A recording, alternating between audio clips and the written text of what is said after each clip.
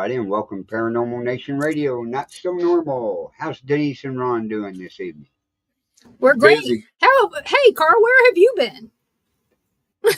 I've been everywhere.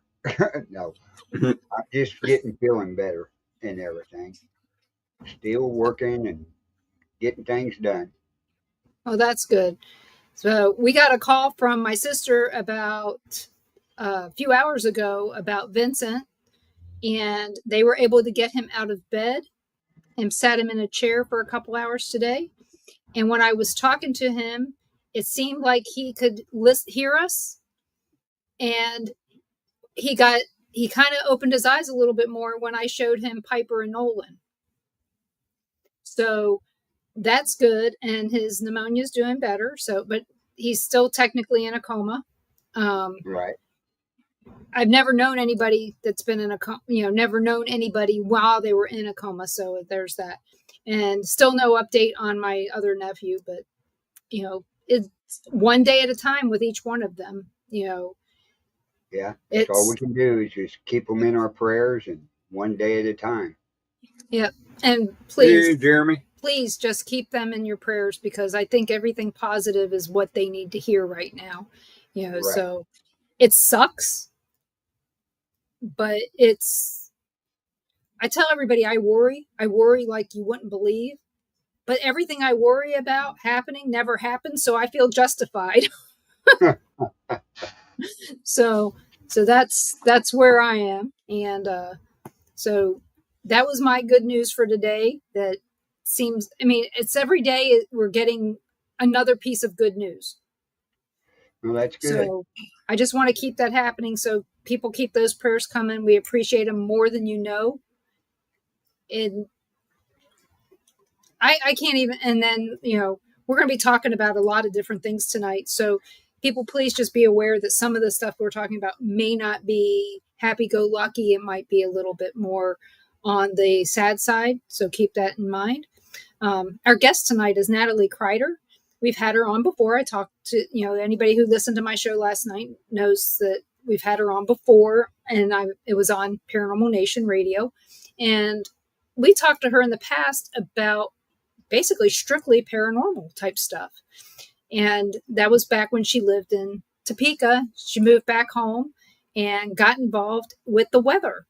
And I'm really interested in what's been going on in the weather, because, we've all spent the 4th of July and on praying for these families that have lost these girls and, lost their families. There's a lot of people. It's a lot of people still missing. Hey, Crystal. And so we're going to probably talk a little bit about that. So we're going to talk about paranormal. We're going to talk about weather. We're going to talk about Missouri. We're probably going to talk about all kinds of different things. So the weather affects Bigfoot. Yeah. Does weather affect Bigfoot? I get that it just makes him smell worse. Right. It smells like wet dog. So, right. Hey, Tim. But yeah, I'd like to welcome Natalie Kreider to the show. Hello, Natalie. Hello. Hey, Nigel. Hi, Nigel. So you're late, Nigel. Thank you, Nigel. I think he's on there before we are. Sometimes. Yeah, usually he is. Yeah. So like I said, we had you on when you were in Topeka. Correct. You moved, and I think we've had you on since then. But when you first moved back, I know back to Missouri, you got involved with weather watching, weather spotting, and all this other stuff, and storm chasing. What made you get involved in that? So I'm actually kind of like with the paranormal, third generation. My grandmother did it. My parents did it. My uncle was a storm spotter in the Springfield, Missouri area. So it's kind of just always been there. I've always been fascinated when it comes to weather and storms, especially tornadoes. They just kind of seem to be my thing. I remember being at the county fair, and we had a storm come through. Everyone was seeking shelter in the auditorium, and I took off running from my grandparents. And I remember at the time, like, they had all the wires for all the different booths and stuff taped down. I remember just kind of like hopping over those as I was running, and I got underneath the Ferris wheel, and it was swaying back and forth. The tents and stuff were flying everywhere. It was quite interesting. I had a blast. My grandparents were terrified to death. It was a good time. Good memory for me, at least. Well, we didn't live too far from Topeka, so we lived in Kansas City and we lived in Lewisburg. Carl lives in Cameron, or up near Cameron, up past there in Gallatin. Mom. And so, we've all witnessed horrible storms. The big one, the Andover one, and that was down towards Wichita. He was in that tornado, that, the one where they come out and they tell everybody, don't hide underneath the bridge. But that was the only place to hide at the time. No, it could have gotten a little bitty wood shack that was going back and forth, and it got blown away anyway. But, it is definitely recommended not to be under the overpasses, and same thing like being in your vehicles.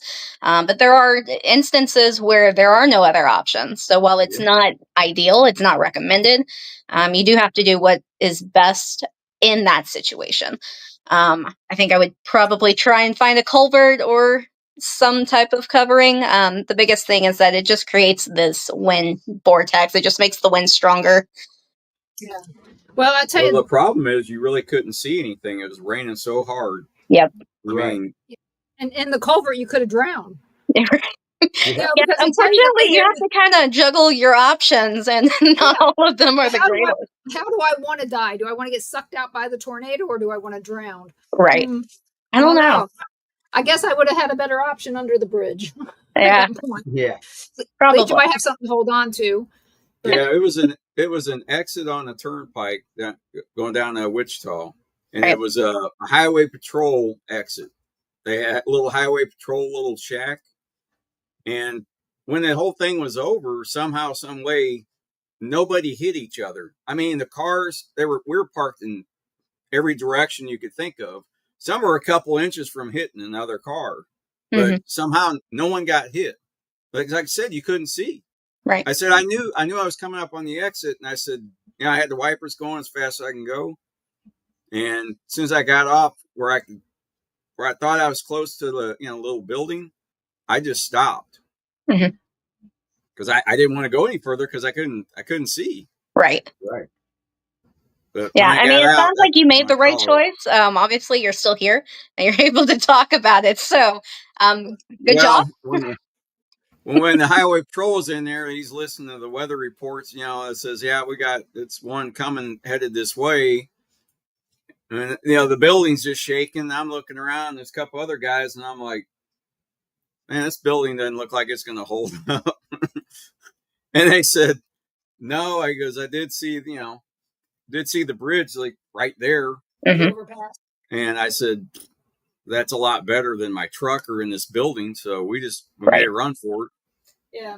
And unfortunately, a lot of modern day buildings just are not built in the way that they should be in order to withstand a lot of that. That's a big issue. And, everybody keeps talking about how Tornado Alley and all of that keeps, it's moving, it's shifting. And I don't think it's so much as it's moving as it is that it's expanding. But we're seeing areas that are getting hit consistently, more frequently. I know here in the St. Louis area, we had like 3 different tornadoes within a couple of months during this season, and they all just kind of like danced around my house. One was 2 exits up the road from me. So, it's those kinds of things, but homes just are not built the way that they should be. And for places like Kansas and Missouri, Oklahoma, we're accustomed to that kind of weather. We're accustomed to the storms. We kind of anticipate that is going to happen at some point in the year. But with that also comes complacency at times. And people are like, oh, yeah, we're used to it. It's not going to hit me. It's going to go around me. It always. St. Louis has this thing that, a tornado never hits St. Louis because of the arch. For some reason, the arch has like this magical power being on the river. And while a lot of times storms do weaken and then intensify once they go over, it's not that they're just missing us. We just got lucky in that sense. Right. But this year, I think, definitely showed that. We had the EF3 that went through downtown St. Louis. And I had just moved out of St. Louis, and it ended up touching down just on the other side of my apartment. So where I had been living was affected, because that's when it went through Forest Park for the zoo and all of that. And then, of course, a few weeks later, we had the other one that was in Chesterfield, which is just 2 exits from me. Yeah, that's not too far from Ron's mom. Mm-hmm. So yeah, we've seen so many different weather events. You know, the 500-year flood in Kansas City, the 100-year flood in Kansas City 2 years before. Right. You know, Right. so apparently there was no mathematician involved in those. Absolutely. And then we had the 500-year snow here this year. But we watch all this stuff and we wonder, you know, like, so we all saw what unraveled over the weekend with the perfect storm just sitting there in Texas, and 2 rivers and a stream all flooding at the same time into these valleys. And, you know, when you think about the power of water, and this is twice in 8 months, you know, Asheville, North Carolina should not have been hit by a tropical storm. You know, where we were at the time, they'd had rain every day for 2 weeks. Right. That was the problem. Our daughter lives Every in day. South Carolina. We happened to be in South Carolina when that storm hit. We were in a hotel, no power, all this crap. None of this, you know, so I told the guy, I said, yeah, we live in Florida. And I said, we left Florida, not because of the storm, because we had planned to be gone. I said, but we had to come to South Carolina to experience our first tropical storm. Right. As Floridians, you know, not that we hadn't had one before, because we'd been in a tropical storm in Galveston, but there's all these people that are saying that it was weather manipulation that caused all this. And I don't think it was on either one of them. No, I don't think so. The most recent one, especially with Texas right now, is the cloud seeding. I've been hearing about that left and right. And I mean, yeah, and that's a can of worms all of its own. Like, yes, there is cloud seeding that does exist, but not to the extent of what everybody makes it out to. Cloud seeding only increases rain by no more than 20%. And what they had done, it was like a day or two prior leading up to the storm, which we knew that storm was coming in. Mm-hmm. What they had done with cloud seeding, that had already dissipated. The issue with the storm that came in, it came in from the tropical storm that we had going on. We knew that rain was a part of it. But as storms move further inland, they lose their intensity. They become more just rain, things like we typically see. What we weren't expecting was there was a heat dome in place, but it wasn't as strong as what we had thought it was going to be. And when that heat dome isn't there, without getting super technical, it wasn't able to dissipate in the way that it should have, which allowed it to drop so much rain so fast. And you got to think, yeah, there were warnings, but Texas Hill Country is used to flooding. They're used to this kind of weather within reason. But if you have something with hills and mountains, everything else, all of that rain that goes up top, it's not collecting, it's running downhill. And that valley is going to collect it. On top of it, you had that pretty much drought that was going on. The ground was so dry, and then you put all that water, it takes a hot minute for things to absorb. So you had so many different things coming into place, and then you top it off with it being the holiday. People were in from out of town. I think that's why we're now starting to see a much higher number in missing, because people didn't even know that their loved ones were in the area. And now we're starting to piece that together. That's personally just my opinion on that. But you have these areas when this came in at 3 o'clock, 4 o'clock, 5 o'clock in the morning, and we're seeing video showing that it rose 20, almost 30 feet in 45 minutes. Yeah, that's an insane amount of water. That's insane. That's more than the Niagara Falls drops in 3 or 4 days. Yeah. That's what people need to understand. 3 or 4 days. So... And I think when people hear wall of water... Hold on 1 second. Matt, we got your comments. We'll be asking your question here in just a few minutes. I don't want you to think that we deleted your comment or anything. Yeah, we do have it. Deleted. Yeah, it's just rolled up. So we'll ask your question, I promise. So go ahead. Oh, there's just so many things that played a factor into this. The warnings, the timing. I mean, anybody can think, oh yeah, we're used to flooding. Yeah, it's going to flood. People knew that, but we didn't expect that. There are some things that we can control, and there are some things that we can predict. But Mother Nature does what Mother Nature does, and there are some things that we can't control. The most that we could do and that we saw firsthand was that when things started to go south, people automatically jumped into action. And that is the important part, because we could have lost, unfortunately, a lot of lives were lost. And that is absolutely heartbreaking. But a lot of lives were also saved very quickly because of the action, because people jumped in and were a part of those rescues, where some lives were lost from first responders, because those are the ones that are trained in swift water rescue. They're trained in all of this. But no matter how much training you have, there are just some factors you can't control. And that's what we're seeing here. Yeah, giant tree hitting you when you jump in the water to try to save somebody. Or a car coming that's floating. Car, refrigerator. Yeah, you just don't know what's going to happen. I went floating a couple weekends ago, and we ended up having a pop-up thunderstorm while I was on the river. And we spent 30 minutes with a monsoon coming down on us, standing on the bank watching the river rise and that current pick up. And we still had like another 4 or 5 miles to go. So that was an interesting float trip. But it's things like that. Like, if you're not... You can't always be prepared for everything. You can plan for it, but there's some things you just can't prepare for. Yeah. So were you on the Merrimack? No, I was actually on Big River. Oh, okay. Because the Merrimack does that quite frequently. Yeah. And unfortunately, similar to like with this, Big River is not meant for free swimming. It is meant for floating canoes, kayaking. And unfortunately, that same day that I was floating, we did have a drowning. A father with his 2 teenage sons were down there, and he went under the water, and unfortunately on his way to the hospital, he didn't make it.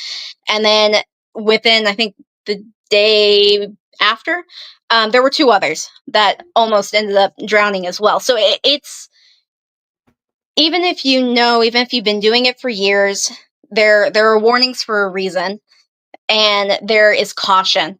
And we were just talking about this right before the show, that after the Texas flooding, that we were seeing people in rafts floating down the Guadalupe River with no care in the world. And for me, I find that extremely disrespectful. I get it. You're on holiday and stuff, but there is live rescue going on. Yeah. And people have lost their lives. The river is clearly dangerous, and you're floating down it. Like, that just doesn't make sense to me. No. They had their beer muscles, I'm sure. Oh, yeah. So I want to ask this question from Matt. Sure. If I can find my mouse to get it to the right computer. Okay. He asks, what are your thoughts on the Native American dead man walking tornadoes?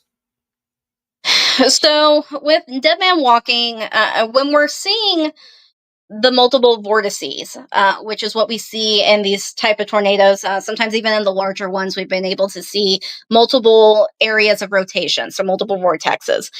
I'm not sure, as far as like from a paranormal standpoint, if it necessarily has any connection with Native American beliefs. I think this just does tie into the weather side of things. But that's also not to say that it doesn't. It's just not something that I'm most familiar with, or that I've done a lot of research personally in. I think this is just a phenomenon of its own. I think people tend to, similar like with pareidolia in the paranormal, I think people put a lot of emphasis into certain things. And we try to find things that we can relate to. And we know that these multiple vortices and some of these stronger tornadoes cause such significant damage. And we sometimes tend to see higher death counts when we have this type of damage. And I think we kind of put it together with that. I don't necessarily think there's anything connected with Native American history. If I were to say that if the dead man walking type tornadoes were only happening in areas where there was a significant Native American presence, then maybe I could see that. But we've seen dead man walking in areas that don't have a rich history with Native American type beliefs and practices. Yeah. Well, I'd say you probably see something similar with wildfires. Yeah. I don't think, a lot of people will say, they'll be looking at fire and they'll go, "Do you see that person in that fire?" And it's like, there's nothing there. Mm-hmm. It's just the shape. Sometimes we see this stuff and we want to make it human. We want to make it something that we can relate to, whether we can or not. It's just the way that it is. Do you think that there is a connection between paranormal activity and weather? Absolutely. So we know that water in general is a conduit for energy. We see them at water mills when they produce electricity that way. So we have noticed a trend in haunted locations or haunted activity that takes place on or near large bodies of water, rivers, streams, creeks, things like that. Even some of these underground springs, I've seen homes or businesses that have been built on top of them. We have a town about an hour south of me in DeSoto, Missouri, and they have some springs that their buildings have been built on top of, and those tend to have activity. So there is a correlation when it comes to water. Weather, a big part of it is water. A big part of it is energy. And we see this with lightning. Lightning is that static electricity, the hair on your arms stand up before there's a strike. Those are just some signs. So we know that energy is something that the paranormal can use to communicate, to manifest. So I find that when we're investigating during storms, activity tends to be a little bit stronger. And I think that's just because they have this consistent flow of energy source of food that's being provided to them. One of the pieces of equipment that we use, that one of my investigators, Kelly, has, is a Tesla coil. So anytime we have a location and we're communicating, and sometimes they're like, "I don't have enough energy, like I need more energy." Or it just kind of gets quiet. Sometimes we'll bring out the Tesla coil, we'll let it go for a little bit. It produces that electricity in the air, and then we notice that activity tends to pick up. So I think the same thing happens with weather. I think also in instances where we have, let me backtrack. With the paranormal, we have the residual energy that is left over. And a lot of times we see this happen from traumatic events. This can be from murder, car accidents, but also natural disasters. And I think that in some moments, I think it is very possible. I have not come across it personally, but I think that the possibility of there being spirits stuck, energy that continues to replay itself out because their lives were taken so fast from natural disasters, whether it be tornadoes, hurricanes, whatever. I think that's possible that there's still a correlation with that.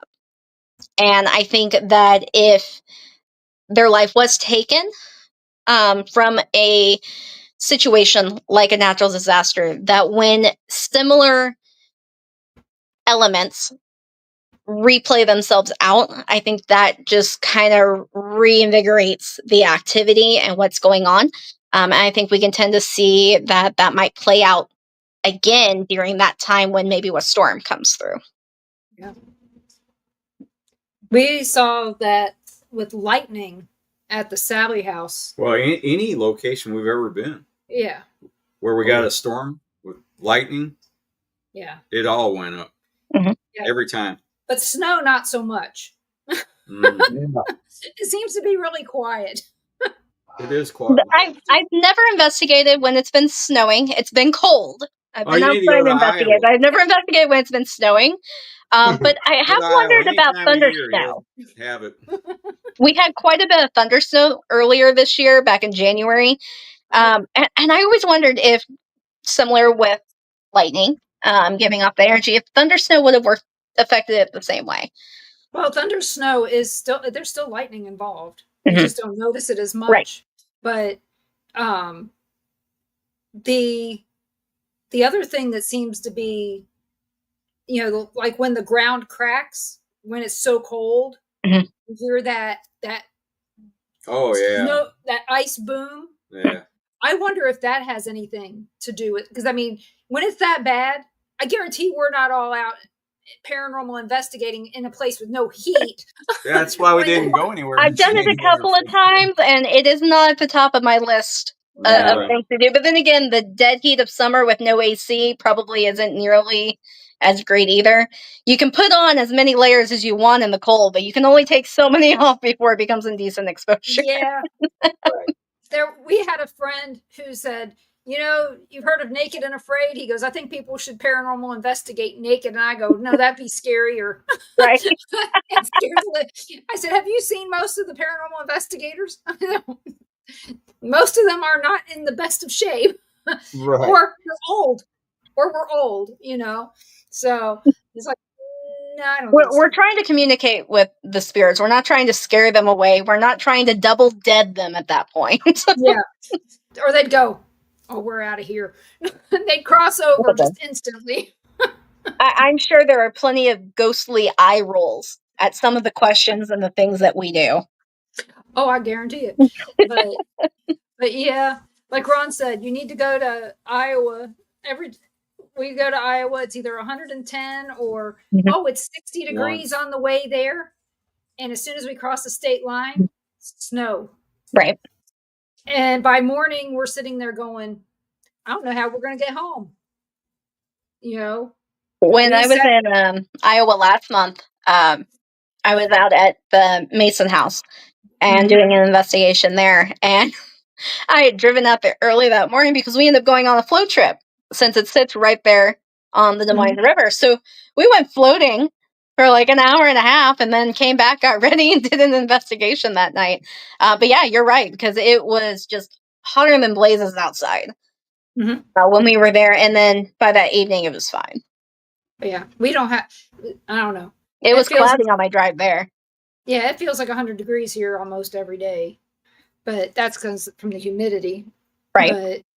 But yeah, we've never been to the Mason House. We've been to highly recommend it. It is truly a hidden gem. It's one that I am finding myself frequently going back to. I'm actually going back this weekend. Kelly and I will be out there investigating, just kind of doing our own personal, because normally we're out there with groups. Normally we're out there leading groups.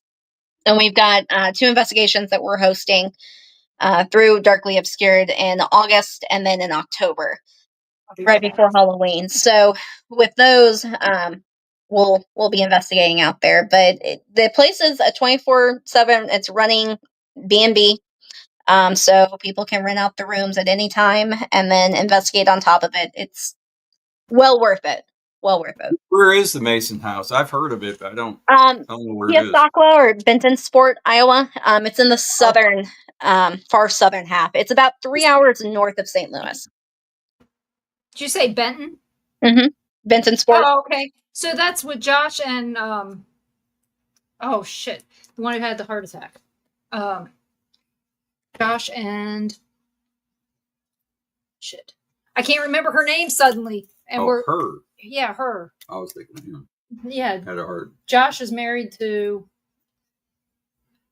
She wrote a book about the Mason House and the Benton County Historical Society, and I've had them on. That's the ones that live in Minnesota. I probably have her book on my bookshelf then, because I bought all of it. Yeah, it's on my bookshelf in the living room. I didn't know where it was. Remember, she was pregnant when we were at that paranormal conference.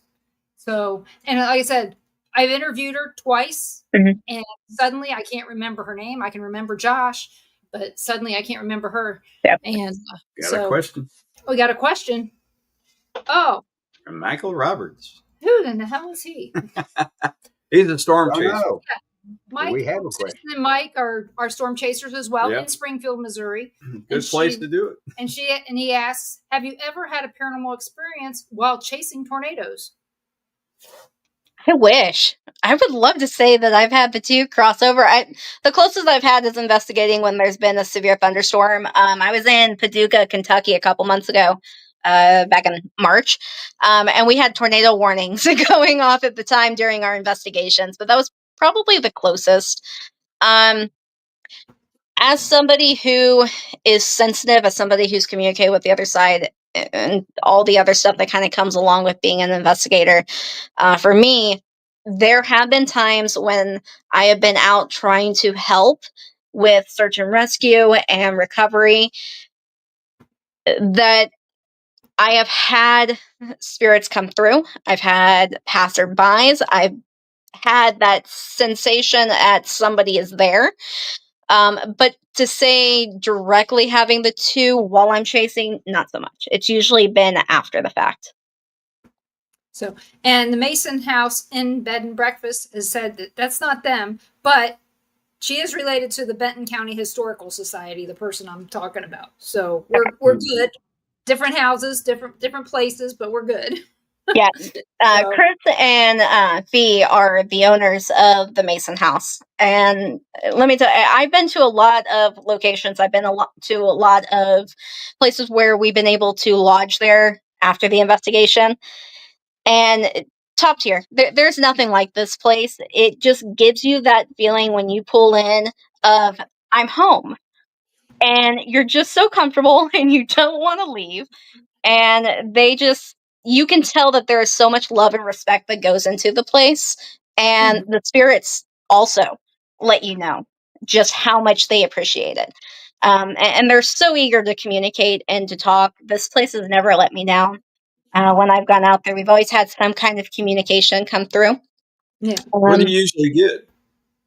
So a lot of it is through our equipment, through EMF spikes. EVPs are pretty big. Seeing shadows.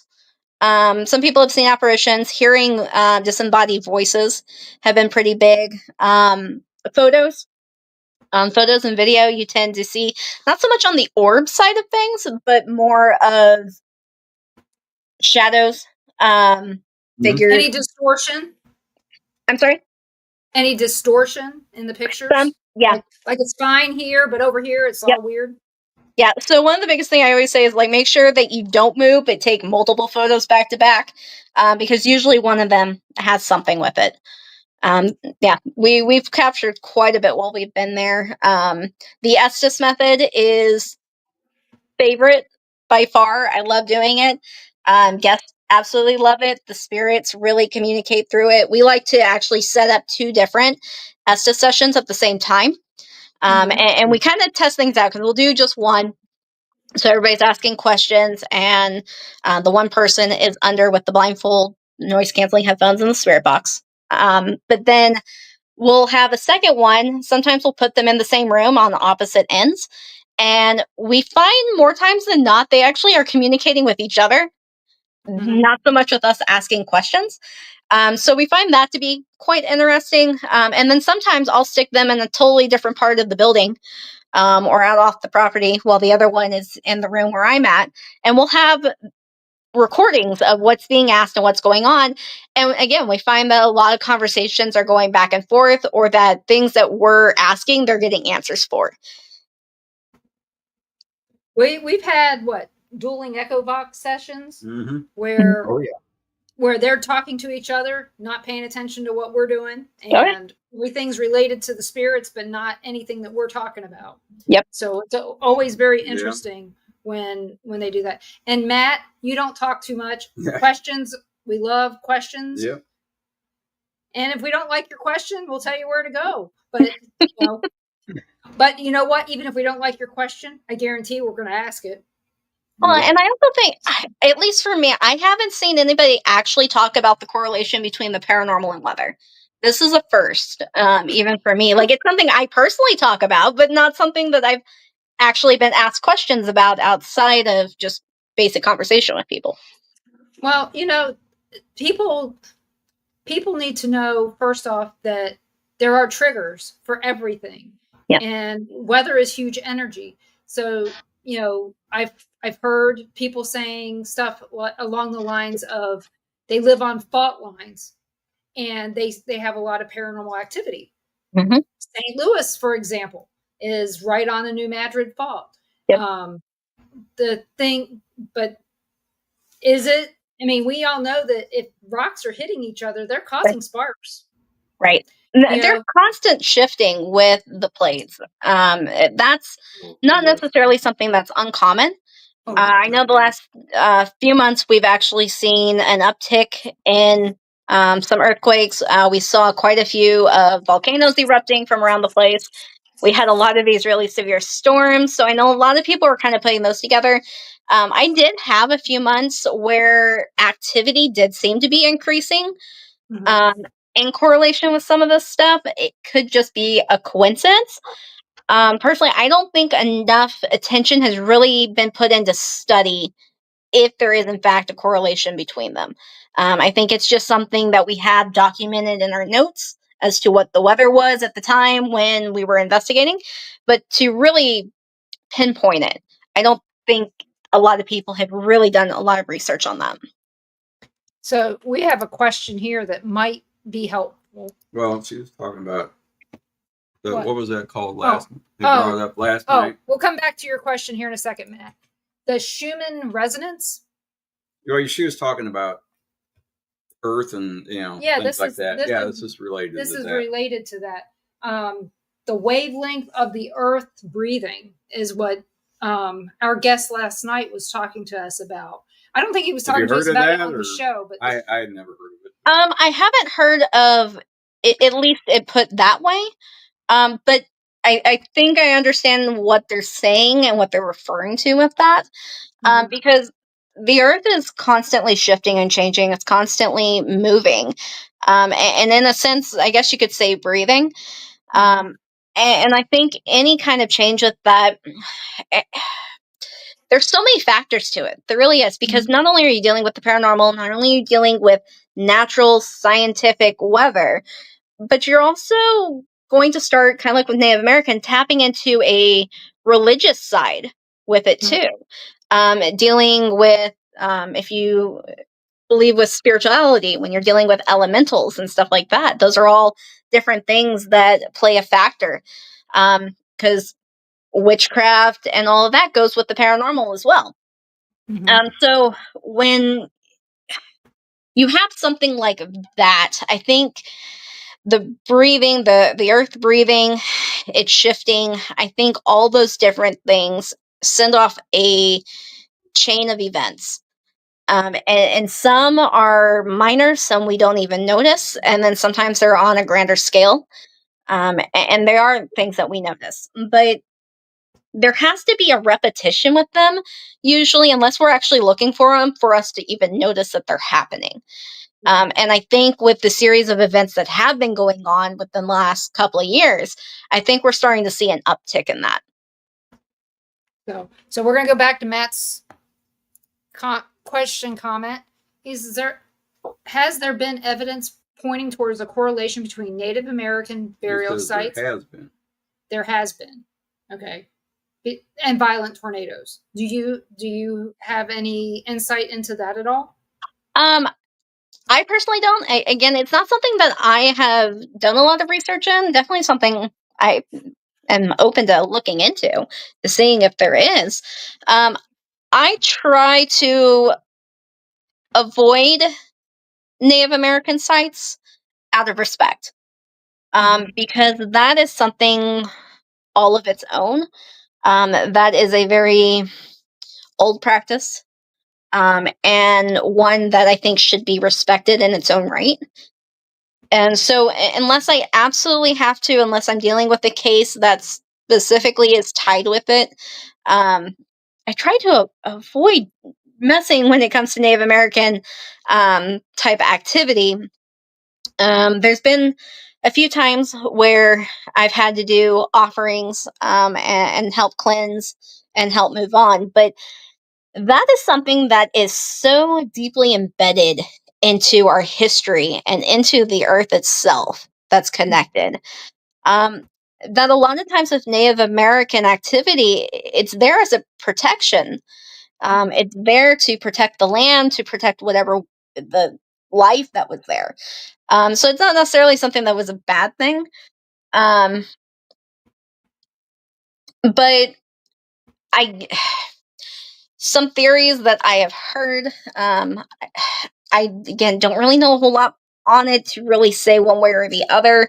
But some believe that, when we have so many bad things happening, so many misfortune, life being lost, war, battles, arguments, all these negative things in the world, the universe, God, whomever you might believe in, it goes, okay, I've let you try to handle this on your own.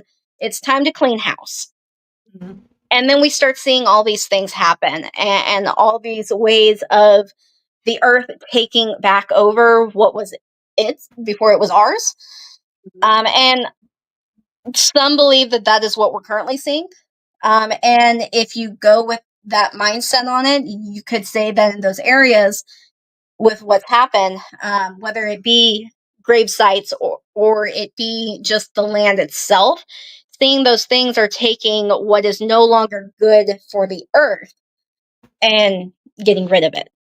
Yeah, it's a rebirth. Yeah. So we have a question here from Tim Betts. And what do you think about flat Earth? I'm going to say it's only flat where you're standing. Everywhere else, it's a circle. Right. I'm not. Of course you would, Tim. Of course, that's just Tim. Okay, good. I'm glad you know him because I guarantee when I said we will ask any question, even if it's stupid, this wasn't a stupid question. Reptilians too. So sovereign citizen. I don't think it's flat. I really don't. You can try and convince me otherwise, but hey, if that's what helps you sleep at night, though, if that's what makes you feel better, like, more power to you. We have tides that prove it's round. Yeah. Here everything's downhill. From where we live, it's all downhill too. It is flat here. But it's flat like this. Right. Just, like I said, it's all going downhill. But I wonder how many people researched over the week, since 4th of July, right, if they live in a flood zone. Because I did. I checked to see when was the last flood to hit where we live. Thank goodness only 11 properties were affected the last time that there was a flood here. And that was in the, what did I say, in the 70s, 80s? This downtown has never flooded. Yeah. There's a river runs, right through it. 3 rivers run right through it. Blackwater River and Yellow River. And another as far as I'm concerned on it, there are areas that are more prone to flooding than others. But as far as I'm concerned, under the right circumstances, any area can be a flood zone. Oh, yeah, again. But that's one of the things that we flood zones are about. picked because of insurance. Where I lived, we kept having, where I grew up, we used to have a lot of floods that came through, and we had them wipe out the neighborhood a few times. So they rezoned, and some of those homes were left there to just fall apart because they couldn't do anything now that they were zoned. When I lived there again years later, it flooded again while I was there. Mm-hmm. Apparently I have really bad luck when it comes to floods. So when we were there, the issue was that the flood zone stopped at the bottom of my driveway because I had like a 5-10% increase in my driveway to go up, and then where I lived sat on top. Even though it flooded and it affected us and destroyed all of our stuff, we were considered outside that flood zone simply because there was a slight increase in the hill. That was the only difference. Yeah. And I think any place under the right circumstances, like with Texas, they had a flood zone. They had a flood area where they were like at so many feet. This is considered flooding. And we just saw a new record set because of it. Catastrophic flooding is it's a huge thing. How many times Okay, you might have been a kid in 93, in 95.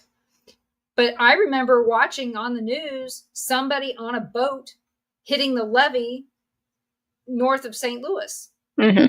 Coming, and I had just come across that bridge right after, I was coming back from Kentucky, and I was coming across that bridge, and within 5 minutes, that levee was broken, and I would have been underwater if I had not been trying to get home. Hell, Right. if I didn't have to pee, I wouldn't have been in a big hurry. But we've all seen what catastrophic flooding can do. Yep. And I hope to God, one of the things that you said that we're not going to gloss over is, do you think that this is going to make people pay attention and not be desensitized to the weather warnings that are coming? I hope so. I mean, I hope so think for their sake and for the sake of the responders and the volunteers that go out there to rescue them after the fact. Every warning, every watch should be taken serious, because it doesn't take long for things to change. And sometimes, no matter how many people you have watching a radar sending out warnings, sometimes things happen so fast. We've had tornadoes, we've had spin-ups that happen, and it actually happened to me earlier this year. My chase partner and I were chasing here in Missouri, down in the Bonne Terre, Potosi area. And we had the storm. The radars were not showing rotation at all. They were strong. The elements were there, but there was no rotation. And we look up, and the funnel's directly above us. And by the time, because there's about an 7-8 minute lapse between each scan on the radar. From that time, from the original scan, there was nothing. The funnel, the tornado, crossed over the top of us, on the other side, topped the trees. By the time that next scan came out, it was there. Yeah. And then by the next one, it was gone. And it happens so fast. And sometimes there are things that we just can't get those warnings out fast enough. No matter how good technology is, no matter how good the people watching the radars are. I mean, you've got people that have schooling, that have training, and then you have some that are self-taught. Like for me, like I'm in the process of getting ready to go to school for meteorology, but I'm self-taught on every other front. But my experience, right? And I knew what to look for. Every tornado I ever saw, I knew what to look for, and I knew when it was coming. I knew where to look. And living in areas that are prone to that, that's something that we grew up with. But if you're not raised in those areas, then you may not know what to look for. That's true. And people, like I said earlier, get complacent. It's not going to happen to me. Oh, we had one go through last year, and it was like a mile down the road. Like, we're fine. Took out the neighbor's house, but left mine. You just got lucky. Yeah. I mean, how many times has there been a tornado where you've seen, they tell people, get in your basement, and all the neighbors are outside watching?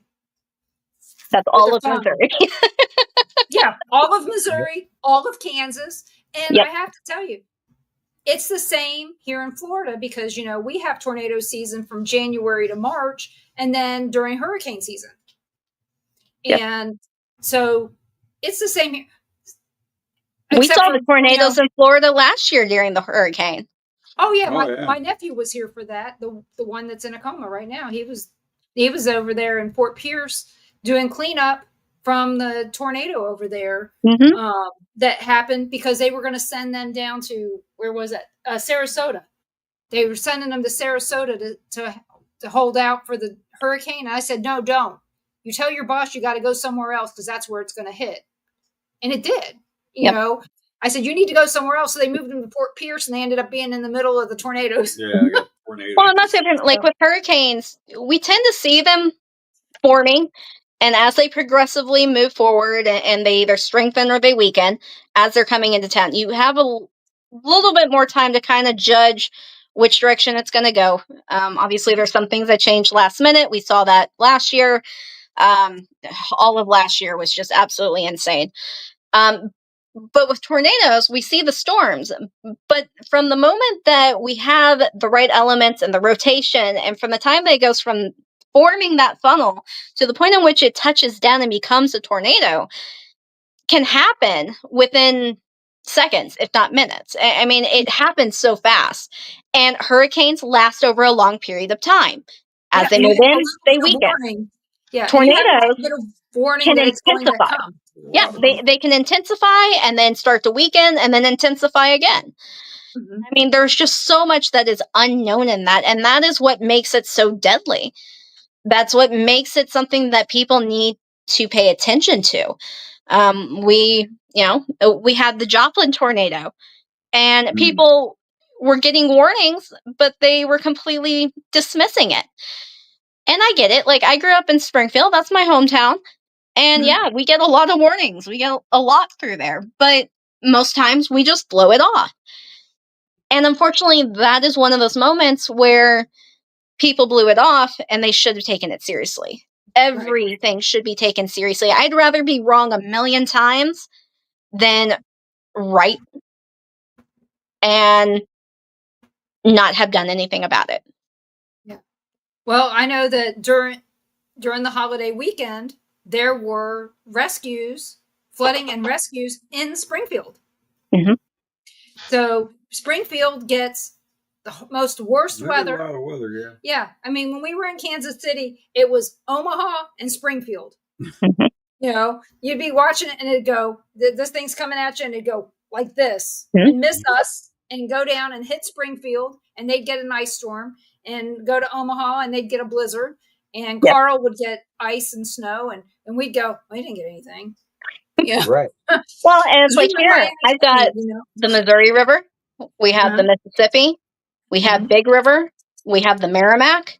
We've got all of these different things, and those all produce that moisture barrier. And that's why we see storms act the way that they do. But those things can change. It doesn't take a lot.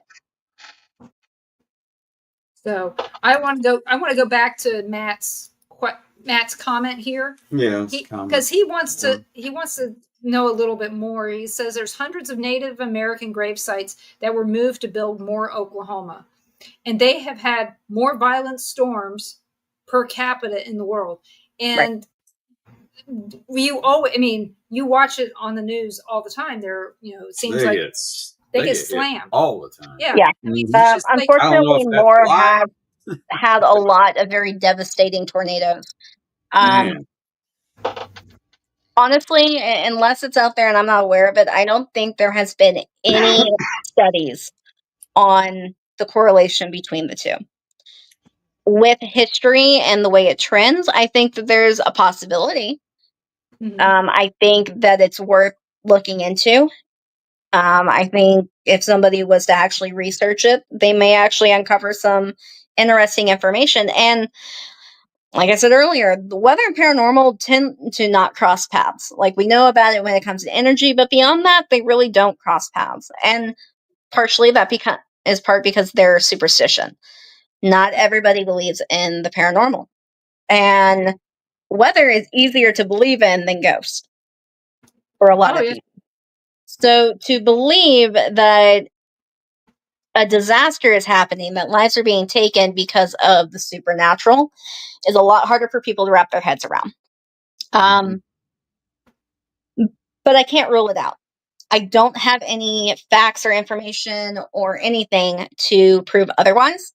So I can't prove that it is, but I also can't discount that it's not. So I'm going to stick to tornadoes for another minute here. Tim says, in April, Salina, Kansas had a tornado warning, and no one took it seriously. People were outside watching it and driving around it as if, and the thing went through the town, and many people are dead. Yep. And it's like I said, I don't know how many times I saw people that soon as that storm would come, you'd see it coming from the southwest I think it's from the southwest. They'd be coming in, our house faced west, and they'd be sitting out on the front porch watching it, or standing out in the yard going, sky's green, I hear a train. Okay, well, we had one tornado touchdown over there in Cleveland, Missouri, but it went right over our town. One time it hit a graveyard in our town. I watched one headed toward your work one day. Yeah. I was on the phone with you telling you when it was going to hit you. Yeah, I was at work, and I was the emergency, I was the disaster contact for the building. And I was having to tell our top dogs for the business that I was in to get down more floors because the tornado is right on top of us. And they're going, how do you know? I said, my husband's telling me, So they're watching it. And I mean, this thing, people put it on YouTube. You could see it going right above the building that I was in. We had chasers on the ground for it. I wasn't there personally, but I remember watching on radar. And unfortunately, the sad part for it all is I think that unless you have truly been affected by the devastation, it doesn't sink in. You can hound it into somebody a million times that this is what you need to do, but until you've lost everything, it just doesn't stick. And partially, I think over the years and as the generations go on, I think we've become very lax on training, on getting the younger generations aware and prepared for those type situations. I think that's something that we could potentially do better on.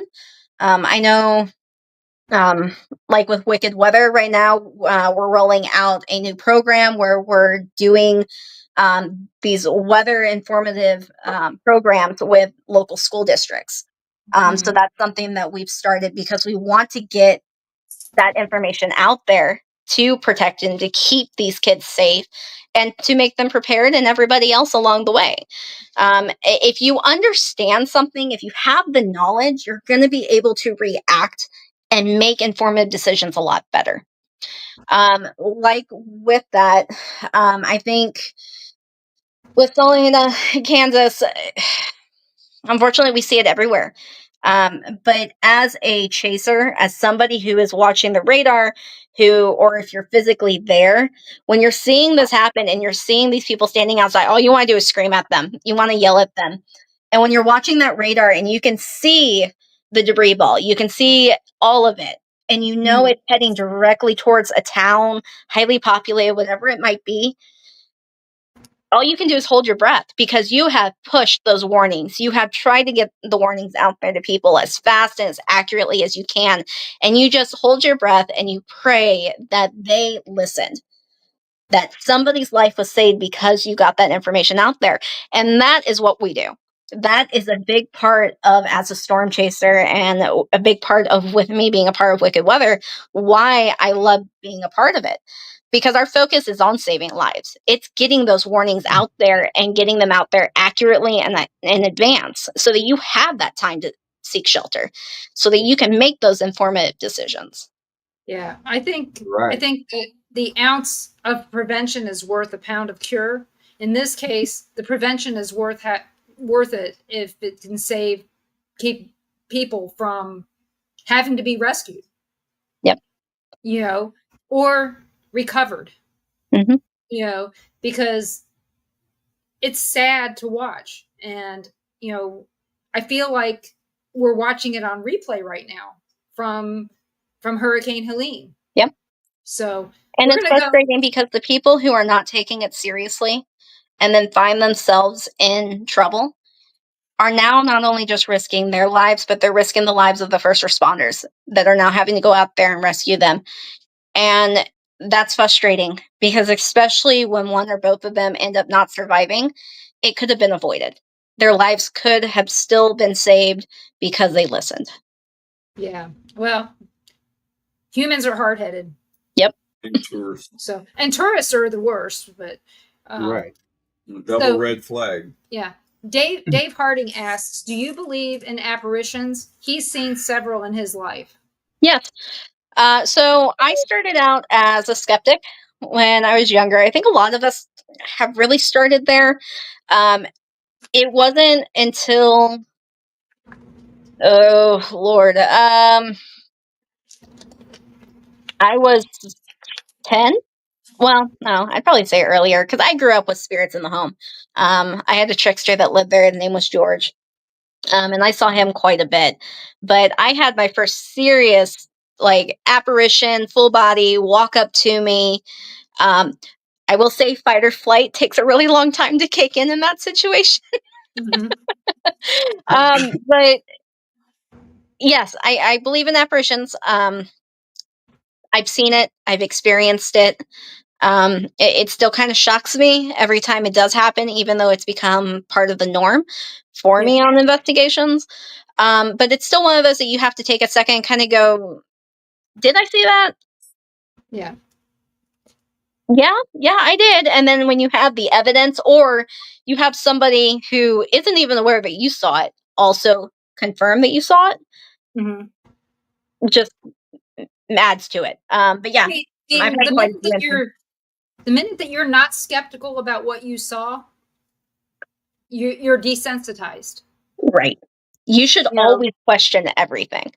Always question. So we're gonna ask Susan's question now. What do you think about the fact that they seeded the clouds 2 days before the Texas Hill Country flood? So I talked about that briefly right before. So the big misunderstanding is that there's two different sides. Some people say cloud seeding doesn't exist. It does, but not to the extent that people have made it out to be. Cloud seeding only increases the cloud production for rain up to about 20%. And what they did 2 days prior, it didn't stick around. It dissipates so quickly. And I think this comes back to the lack of education and research on it. Yes, it is used to help with farms, but it did not impact this. Had there been absolutely no tropical storm, had there been nothing like that going on, or even in sites, okay, yeah, I could probably see people trying to run with it. But that's not what happened here. There was a heat dome. We thought that the heat dome was going to hold, and it didn't. The heat dome was not as strong as we thought, and that is what allowed that storm to do what it did and to drop as much as it did. What was created or encouraged from the cloud seeding had dissipated long before that storm came in. Yeah, and you figure with the stationary front, it was stuck.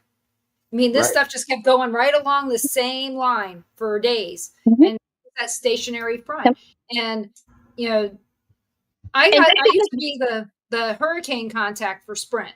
You know, if there was a disaster, that was my job. I watched every hurricane, every ice storm, every tornado, because somebody was going to have to be available for them to replace those poles, to replace those towers, all that stuff. That was my job. I paid attention to it.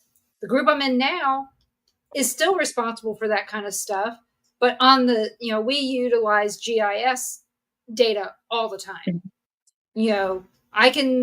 They show me the predictions for the hurricanes before, when NOAA gets them. Right. We don't, in the community, we don't get that up front. They wait 4 or 5 hours to tell us what's going on. Correct. I can get it instantaneously.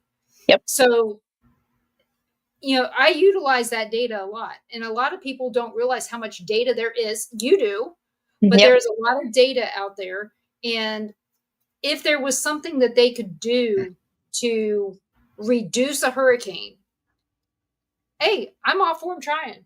They've talked about dropping bombs in there to kind of break them up. I don't know whatever happened to that. Worth a shot. Yeah, it's worth a shot, especially if it's not over land and it's only in water and it's not nuclear. Try it. It's not going to hurt anything. Well, it might kill some fish. I'm sorry. It might hurt something. But then you have the environmental activist side of it that comes into play. I'm gonna have PETA call me and tell me I'm a PETA. So I got it. But all the shrimp that roll up on the shore. Right. Oh yeah. I think just people like also done fish that died during the snow. They don't consider gravity and just the way that things flow. Because just because you're not getting a storm, anything upriver, it has to go somewhere. Yeah. It's going to go downhill. It's going to go downstream. And just because you're not physically seeing the storm or the initial impact of it doesn't mean that you're not going to get everything else along with it. Oh, yeah. So we're going to pair of bugs, knowing the unknown. What about thunderstorms and activity spikes, which we did talk about earlier, but I don't think they were here at that time. And the charge in the ozone might help with boosting paranormal phenomenon, which, like I said, we did talk about. Yeah. It does seem to. Yeah, it does seem to be part of. I definitely think it does. I think that there's a factor into it, that electromagnetic charge. We'll see it with equipment spiking. We'll see it with activity spiking.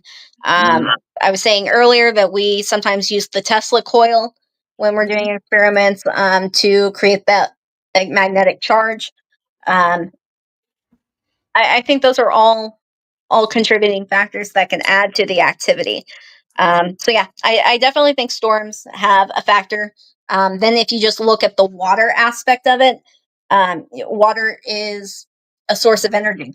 It's a conduit for energy, and you have a lot of that when you have storms. Yeah. Well, in Florida, there's a statistic out there that you're more likely to get struck by lightning in Florida than anywhere else in the country. Mm-hmm.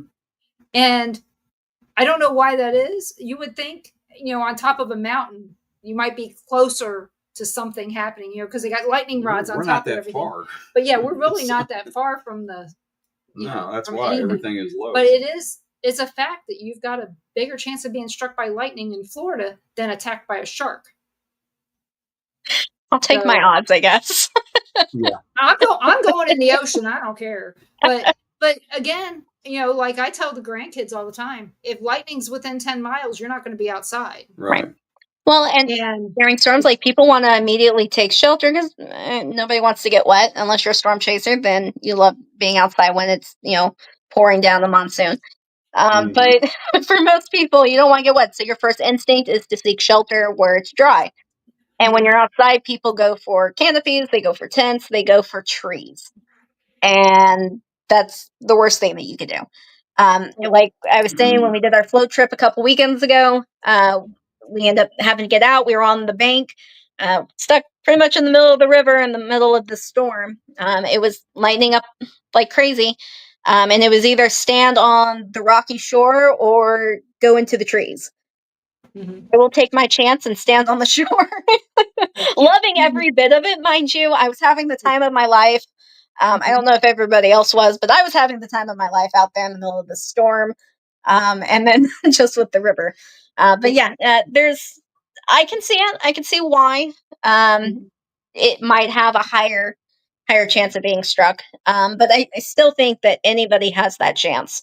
Really, no matter where you are, nobody can rule it out as a possibility. I mean, we've seen quite a few people being struck by lightning this year. Oh yeah, a lot. I know somebody who got struck by lightning twice. In Missouri. I mean, what are the odds of that? Not very good. But parabugs, Florida is flat. Our highest point is 300 and some odd feet. And it's not that far from where we live. But again, like I said before, it's all downhill from where we live. We're 30 feet above sea level. There's other parts that are 70 feet, whatever. But like I said, there's one little high spot in Florida and it's like 300 feet. We went by it. We went to Ozark.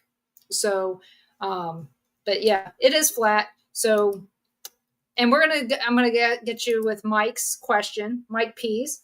Some of the small towns don't have warning sirens. And if we can get eyes on these tornadoes, we can contact the town in its path and warn them of the danger so that they have enough time to get to safety. That's our goal, extreme tornado hunters. Thank you so much for that. Yep, absolutely. That is the big difference between with being a storm chaser. A lot of people think it's like what you see in the movies, especially with the newest one, Twisters, having come out. We've seen a lot of issues from from that alone. But that's with a lot of movies. When you have come out, people find this new passion and they think it's fun and exciting, and it's the thrill seeking. But what a lot of us are doing is looking at the scientific data. We're trying to get those warnings out. Yeah, there's a lot of places that don't have warnings. Or, you know, you can test sirens a million times and there's going to be that one time when they fail. So, like I was saying earlier, when we had the tornado form over us and it wasn't on radar, storm chasers play a huge role in the fact of being able to relay that information of what's actually happening on the ground to what we're seeing on radar. Because there is that delay, there's that gap, and there's just some things that we can't see. Those radars scan at different levels, at different heights. So what you might see on one scan, you might not see on another. And there's so many different parts that kind of go into this. But yeah, our biggest thing is getting those warnings out there, because there's a lot of people that don't have them. Yeah, and what good does it do you to have a warning system if the tornado takes it out? Which that does happen. And same with they're talking about, you know, flood warning systems. A lot of places have flood warning systems, but like one of the a lot of places, congressmen, very few. Well, in Texas, there's quite a few. I was reading about it, but the guy said he was a congressman or senator in Texas, and he said we have a warning system. He goes, they test it every month. He goes, but in our house we can't hear it. Right. Yeah, so that is a big thing that people don't realize, is that the outside sirens are not meant to be heard inside.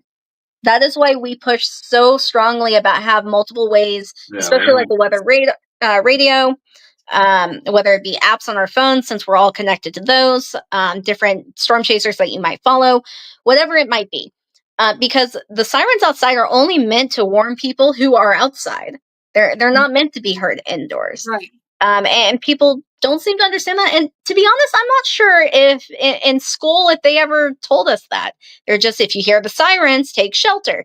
But I don't think they ever really specified that growing up. And that was something that when I got more involved in this and as I got older, that kind of became more evident that people just didn't understand. Yeah. And like Susan said the same thing, that they're not meant to be heard inside. But, you know, in the case of this storm that hit down there, they were in a place where cell phone service is minimal. Right. You know, they didn't have it. So, you know, I'm going to suggest everybody gets the warning set up on their phone. Yep. Allow your location for that. If nothing else, at least allow it for that and for emergency. Because, you know, what's funny is I get warnings for everything. If our drinking water has to be boiled, I get a warning. You know, and if it's from some place reputable, take it, go with it. You need it. So do that. But we also had a comment from Parabugs, and they said that they're new to storm chasing. And do chasers get a wage from it, or is it more of a hobby? I think it depends on your job. You know, some people, it's a job. Storm chasing is not what a lot of people think it is. Like, it's all self-funded. Everything is out by, unless you're able to get sponsors, or you have a ton of money coming in from your job. I mean, everything is self-funded, which makes it really expensive. So to get paid for it, some are lucky enough to do so. Some get the sponsors, some get the news stations that they're able to partner with. So that's not something that happens overnight. Just like the paranormal. Gas alone. Yeah, it's paranormal the same way. Like, I would love for this to be paying me to do what I do across all platforms. I would love it. But the reality is that that's not how it works. I'm not Zach Baggins. I don't get paid to go into places. I'm, and you're not Jim Cantori either, right? Yeah, I'm not him either. And I've worked with a lot of different people across different platforms that do get paid for it. Mm-hmm. And that's absolutely great. But I can tell you that they put a lot of time, a lot of effort, a lot of blood, sweat, and tears, and a lot of schooling into it also. Yeah. Maybe one day I'll get paid to do it. I think the closest thing is that when you have like enough followers and stuff, you can monetize on some of these platforms. Yeah. But that's still tricky. Oh that's still tricky. they're constantly looking to shut you down. Oh yeah. You watch Ryan Hall on YouTube? Yeah. Max He's in Pikeville. Yep. Two of the biggest YouTube meteorologists out there. They do a great job. Yeah. So I've been lucky enough. My sister knows his family. My sister knows his family in Yeah. Pikeville. Yeah, I've been lucky enough to work with Wicked Weather. Out there every time I check. Oh. I've been lucky enough to work with Wicked Weather and be able to have a lot of opportunities and connections with them. I'm also part of Team Dominator's Storm Search and Rescue, which for most people know who Team Dominator is with Reed Timmer. Yeah. He's been extremely influential when it comes to weather science. And then we've partnered with the Cajun Navy as well. So TDSR, Team Dominator, and Cajun Navy have all been down in Texas helping with the floods there. We just had some people come home the other day. We've still got people down there helping with efforts as we speak. So those are all amazing organizations. They're amazing groups. I can't stress enough that do your research. If you have questions, reach out, ask. I am always happy to try and answer questions. And if I don't have the answers, I'm happy to try and find them for you. Storm chasing is not necessarily a safe hobby either.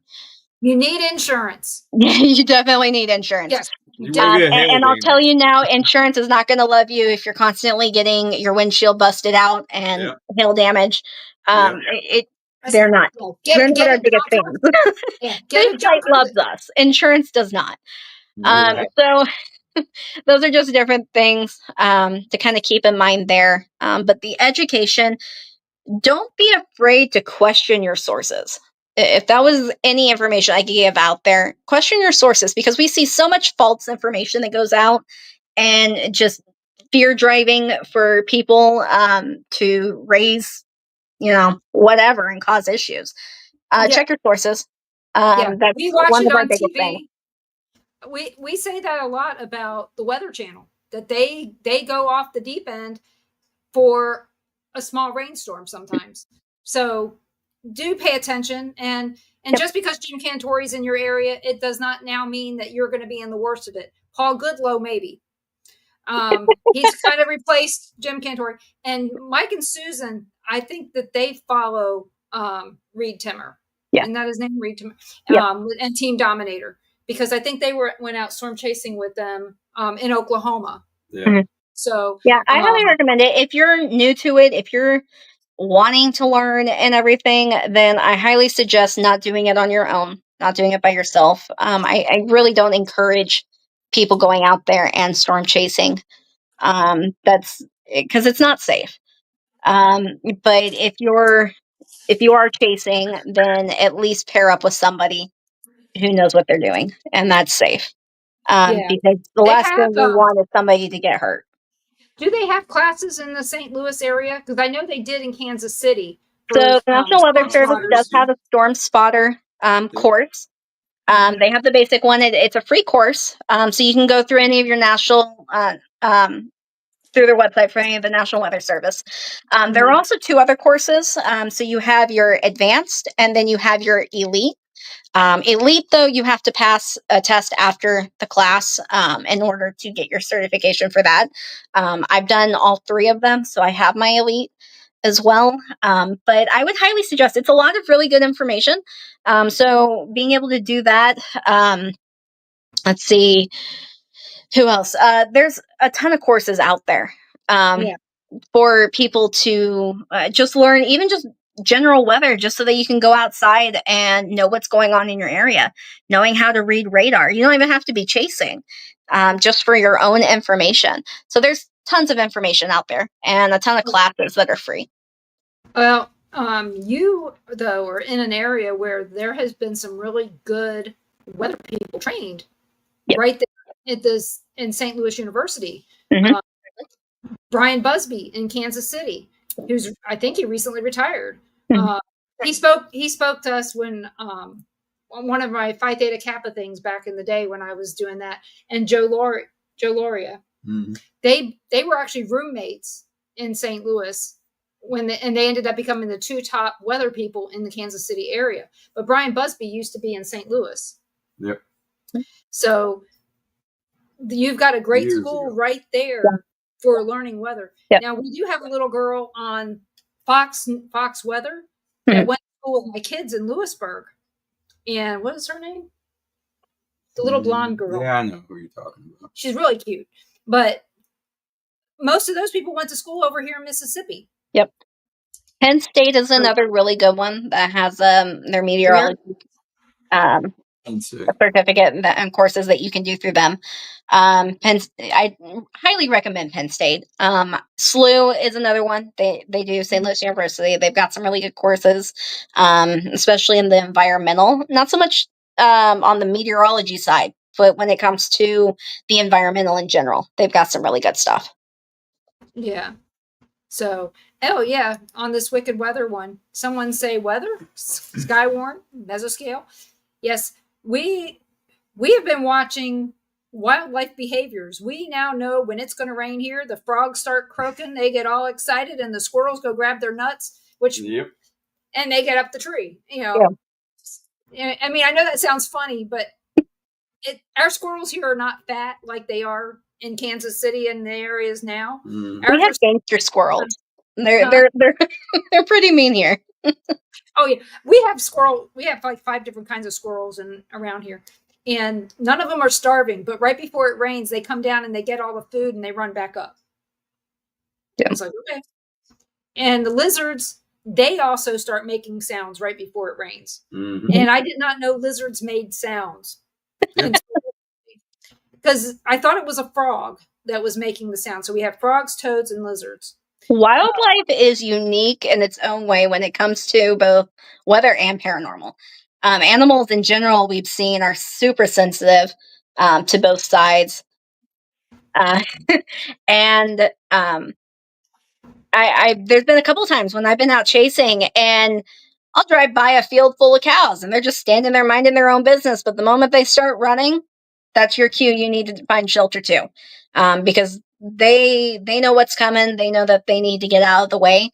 There was one time I was chasing. I was actually down in Springfield over on Easter. We were chasing a storm system there, and I ended up getting kind of between 2 different areas of rotation. And I remember kind of calling in over our radio to the team. And I'm like, yeah, the cows are starting to run. I think that's my cue that I need to stop. And sure enough, I did. There were two areas that ended up getting some damage that were around me. But had I kept driving, I kept going, I would have gone right into it. So being aware of your surroundings and also knowing what wildlife is doing and how they react to those instances can also kind of give you an idea of what's going on.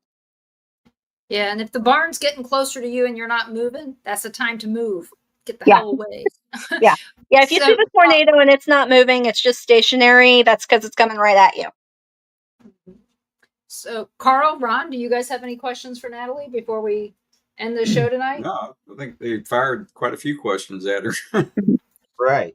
We've answered quite a few, especially in the weather. And Harvard has a meteorology course that you can take as well. And it, at least you can say that, hey, I went to Harvard afterwards. That's one of the courses I'm looking into as well. But they have a really good program that you can look into. It doesn't cost an arm and a leg. You would think that you would have to, be the smartest person in the world. You don't. It's okay. But it's an affordable program for anybody to be able to do. Well, why is it that animals can pick up on these natural and paranormal events? It's almost like us humans that are disconnected to reality rather than the animals. Yeah, so I've always been a strong believer. We see young kids are a lot more susceptible to the paranormal and to things around them.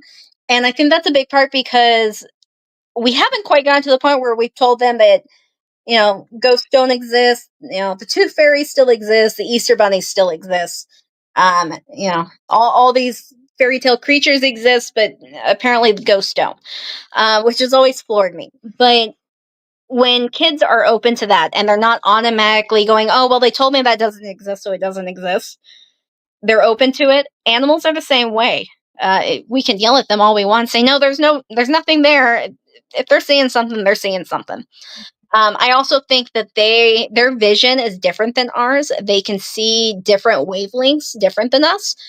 So just because we can't physically see it with the naked eye doesn't mean that they can't. Yeah. Do you have a weather app that you prefer over another? Yeah, so there's a few. There's a few different ones that we use. Most commonly, Radar Scope. My Radar is a really good one that I've started using. You've also got Omega out there. Okay, sorry, I saw the message that popped up. So those are all really good platforms. I know I was using my Radar earlier. We had a storm roll through before I had to get ready for this. So I was using it. I used Radar Scope. If you are out chasing, I also suggest signing up with the Spotter Network. It'll be able to show your location where you are and kind of pinpoint that also on the map. So I tend to run 3 or 4 different radars at once because I'm comparing what I'm seeing. There's other models like the HRRR, the NAM. Those are all different things that we look at. You can go to the National Weather Service outlooks and you can kind of see the next several days and kind of what's going on there. So just being aware in general is really good. But yeah, I would highly recommend those.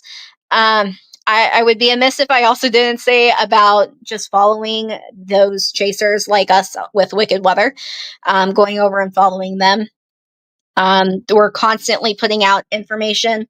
We're constantly making sure that warnings are going out and you're getting live accounts. You're seeing firsthand our chasers in the field.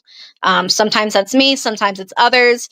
We're covering, I think like 14, 15 different states right now with our chasers. So we've got people everywhere. We've got a lot of really cool opportunities coming up and things that we're currently working on. But I would highly suggest going, and whether if it's, the Y'all Squad, if it's Retimmer, if it's Wicked Weather, I highly suggest going and following them and getting your updates as well. We have where we are not too far from Mobile. We're near Pensacola.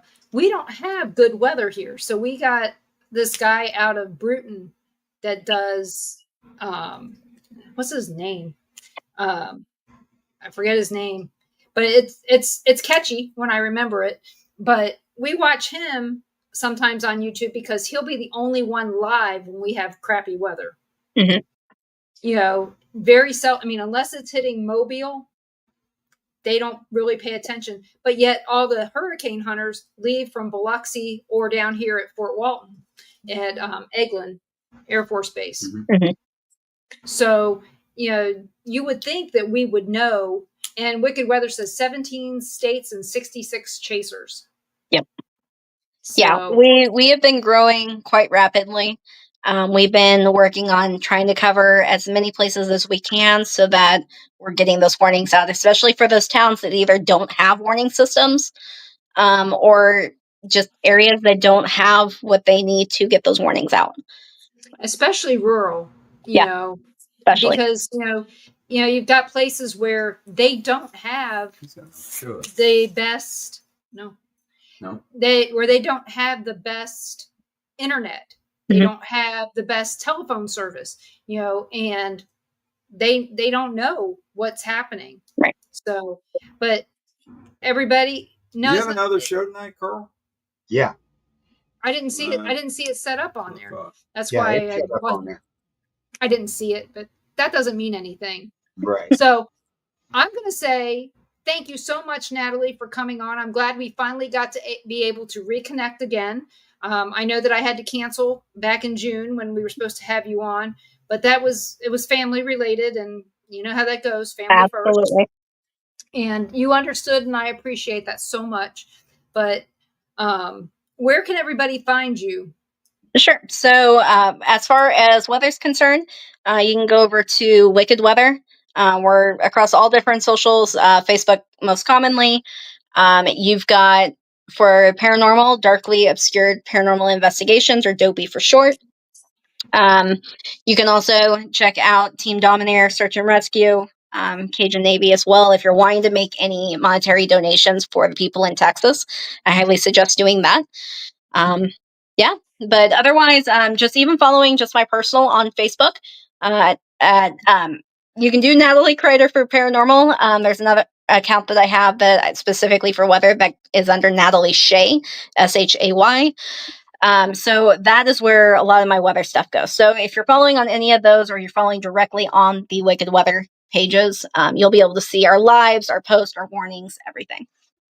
Yeah, and I have to say, the Cajun Navy, they've been here everywhere. They've been here, looking for Trinity and all this stuff, and they did an event to help her out, help her parents out, even though it didn't pan out. The girl that drowned in Destin. Yeah, the girl that drowned in Destin. They do some absolute amazing work.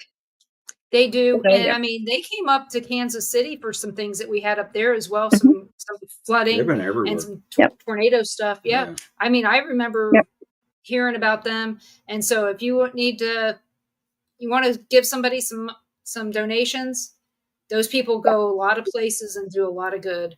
Yep, and there's a lot of scammers out there right now. A lot of people that are asking for donations that aren't actually going to the people who need it. So going through a reputable source like Cajun Navy is highly recommended.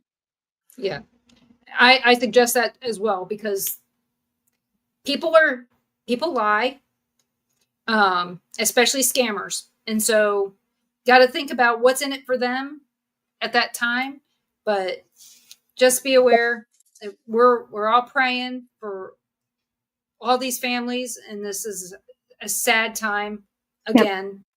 And Texans do stand up for Texans, so we at least have that going on. So thank you so much. Join us here every Tuesday night at 6 p.m. Central for Paranormal Nation Radio, Not So Normal. And Carl, you want to finish this up? Since I effed up last night. You can always find us on the Temple of Phoenix Rising Entertainment's page, Things Network page, and you can find us on Dark Realm TV on the Roku device and Amazon Fire Stick. So always check us out. So everybody have a good evening, and we will see you here next week on Paranormal Nation Radio, Not So Normal. Have a good evening. Thanks.